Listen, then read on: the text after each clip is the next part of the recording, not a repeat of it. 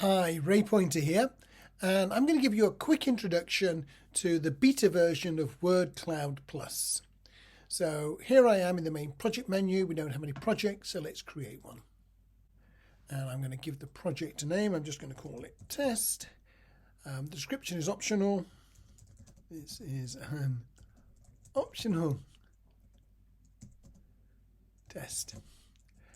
And before I do anything else, I need to bring in the data. And so I've got some over here from a study that NewMR ran a couple of years ago, looking at what makes a good presentation.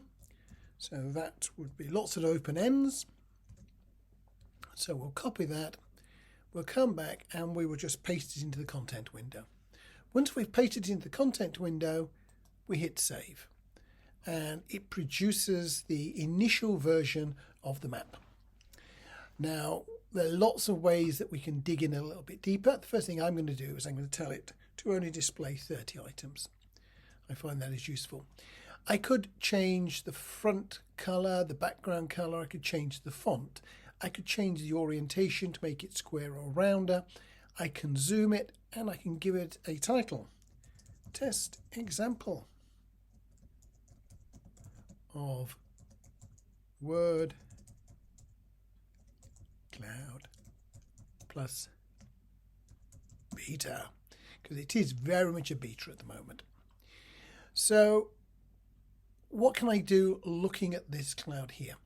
Well, I can, for example, move things around. If I go to rearrange, I could say, well, this audience here is just a little bit too close there, and we might want to bring this thing about voice modulation more up to the top. And yeah, that's ability to engage. So we can rearrange the map to make it more useful in terms of understanding or interpreting it. And then we'll turn off rearrange. Or I can have a look at this ability to engage. Let's click on that. And what I can see now is that it's made up of one stop word and two regular words. Stop words are words that we would normally ignore, but we allow them in longer phrases. I can change the styling of this particular case. So I'm going to change the font color. I'm going to make it red. And we'll go back to the main page. And now we can see that it stands out. If we want to do that, we could take all particular types of phrase and highlight them in different ways. That's going to give us a better visual understanding. What about genuine understanding? So let's select it again and click on references.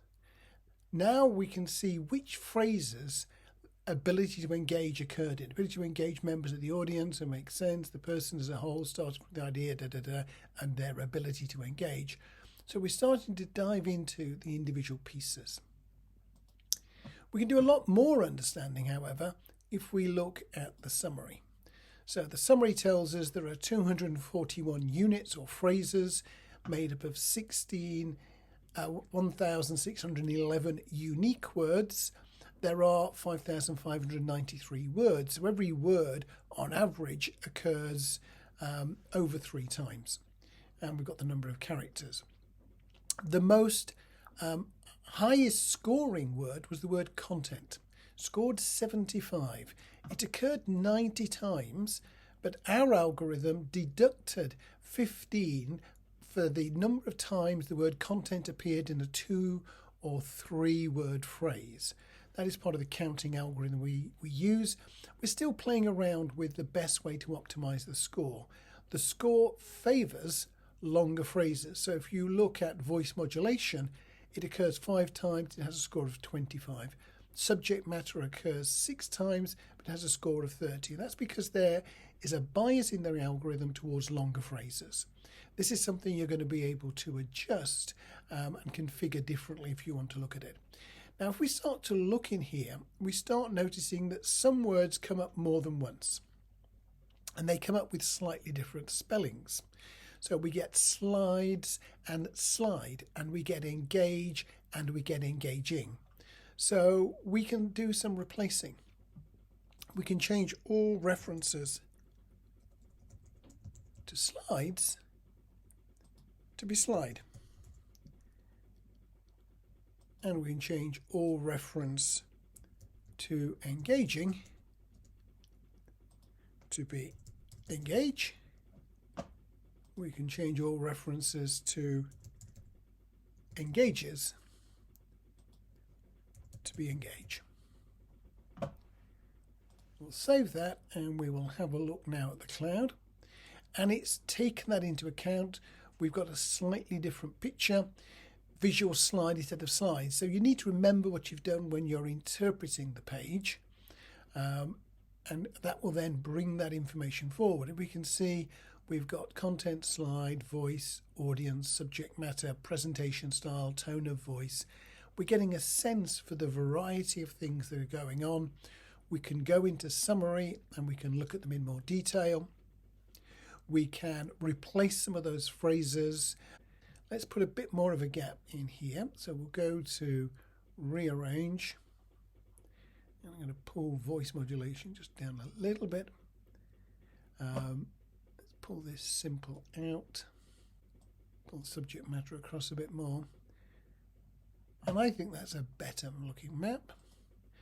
So I can save that as a PNG file, or I can save it as an SVG, so I could then add stuff elsewhere. Because this is a beta, you're going to get this watermark on it just here.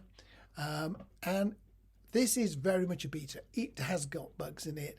We're still tweaking the algorithm. We're still looking for one or two things to improve it. So we would love your feedback.